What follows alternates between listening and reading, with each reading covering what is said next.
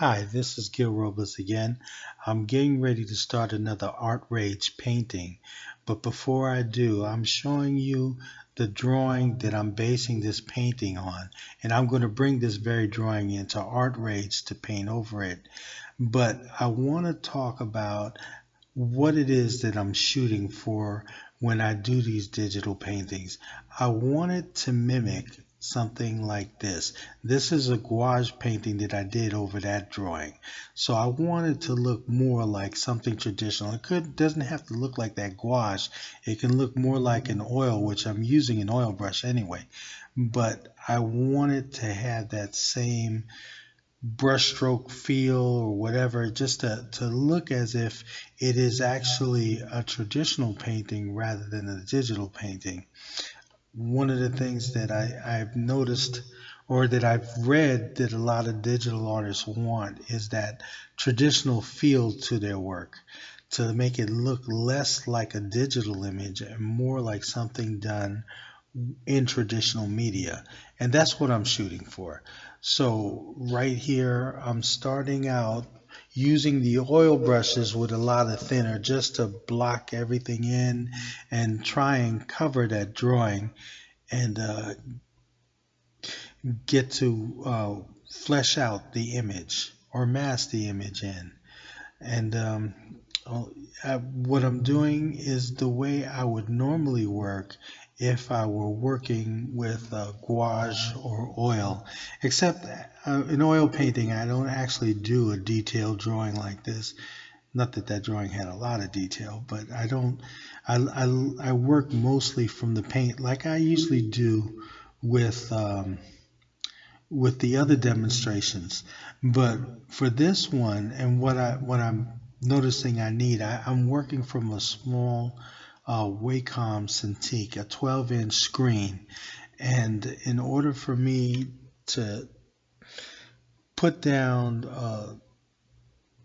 an image where I'm trying to fit more of everything in without having to shrink things down and so forth and continually changing the size of the image. It's better for me if I work out a pencil drawing and then bring it into the software. So anyway, it's important in my opinion to continue to work with traditional materials even if you are exclusively a digital artist, because what happens is that you need to replenish your imagination. You need to have an idea of what things look like in nature so that you can create on your drawing something more convincing. You don't always want to rely on just references from photos and so forth. You want to have some kind of visual knowledge, and you need that visual experience from working from life. That's my opinion. But also, in order to get a clearer understanding of how oil painting looks like or a watercolor looks like, being familiar with the traditional materials would help you to make a better digital image mimicking those things. Don't rely solely on the programs, the software itself, because what happens is that not all of them mimic these brushes as well. They can call it an oil brush or they can call it whatever they want. I think Sketchbook Pro doesn't have an oil brush, but I can get it to look like an oil sketch using Sketchbook Pro as well as any other digital software. It's because I'm familiar with what an oil sketch should look like. So that's what I shoot for when I paint the image. I want it to look like an oil sketch. I want it to look like something that was done with traditional material rather than the very slick digital images that I see sometimes. And I'm not knocking what other people do. I think their work looks fantastic. A lot of digital artists that I love the stuff that they do. But I have a look that I want to get across. Maybe because I was so familiar with traditional materials for so many years. Someone remarked in my demonstration on Rebel, the watercolor brush that I was using, I loved it. It had all these drips like traditional watercolor and so forth. And someone made a comment that it's same as Corel. Not really, because I've used watercolor for over 40 years. I know what it should look like. Corel Painter has a terrific watercolor brush, but Rebel does it a step better, and it looks a lot more convincing. And also, they do it in a less confusing way. I can understand how to control that watercolor a lot better without getting too technical. And that's kind of what I look for in digital programs. I don't want to be so techy about it. I want to get that same feel that I get with traditional materials without having to do a lot of uh, technical stuff. I don't want to use filters. I want the brush to behave in a certain way so that I can get the effect that I want. I still want that same experience of painting like I do traditionally. So the better a software can mimic uh, the actual thing, the better it is for me. Now, I think in the future, I'm not quite sure how I'll break down just talking about the different brushes on ArtRage and so forth. I think I need to do that. I need to do that for Rebel as well. I need to be more familiar, and I'm getting more familiar with the software as I continue to paint with it. Um, right now, I'm using the oil brush. Maybe that's what I'll start with in my next video, just talking about a particular brush and what can be done with it.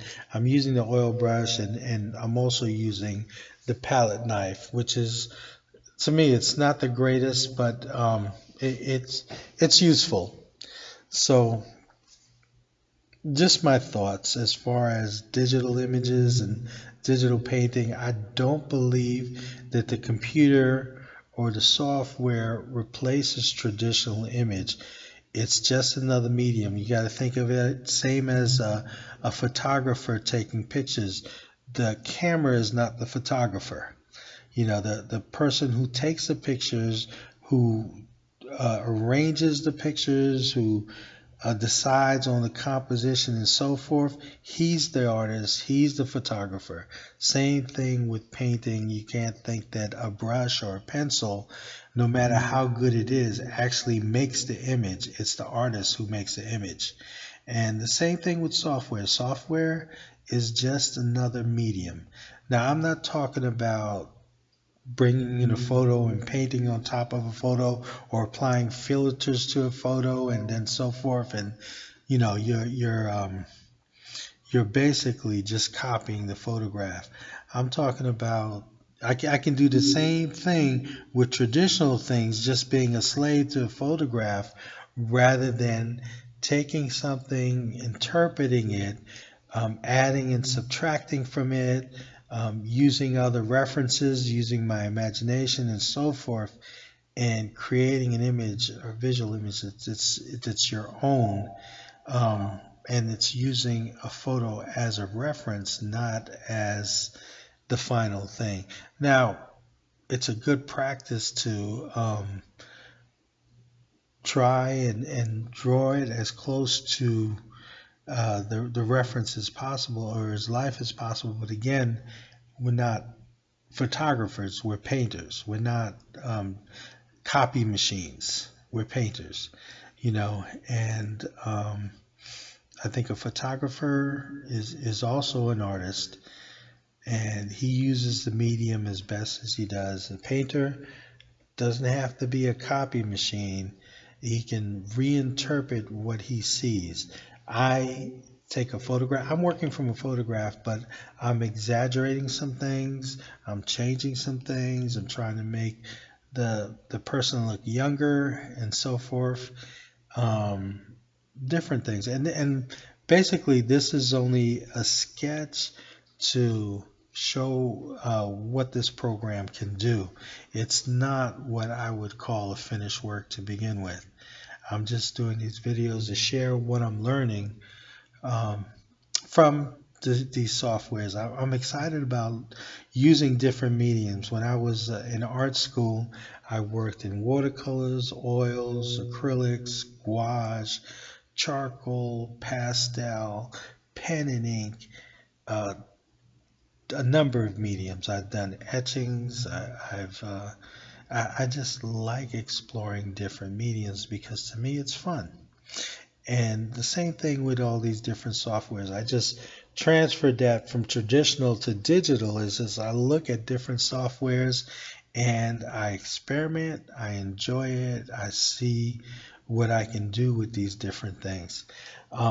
Pretty much I'm doing the same as I paint with um, Sketchbook Pro. I can open up another layer, vary the transparency of the layer. I can also vary the transparency of the tool, like the oil brush, by adding thinners in this software in the settings that you see over on the right.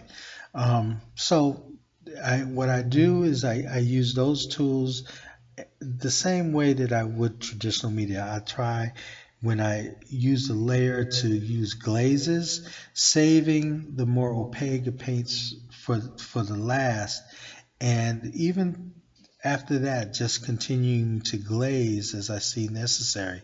But it's pretty much the way I would paint in oils, and it's pretty much the way I use any of these digital software, as long as they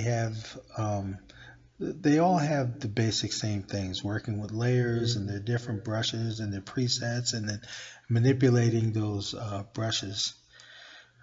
But that's pretty much it. I'm coming close to finishing this thing.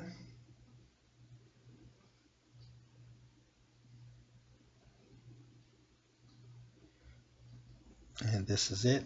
There you have it. That's the finish. Again, it's basically a sketch to show what I'm learning in ArtRage so far. Hope you enjoyed this video. Please write comments, let me know. And have a look at my blog, artinthebusyworld.blogspot.com. And thank you.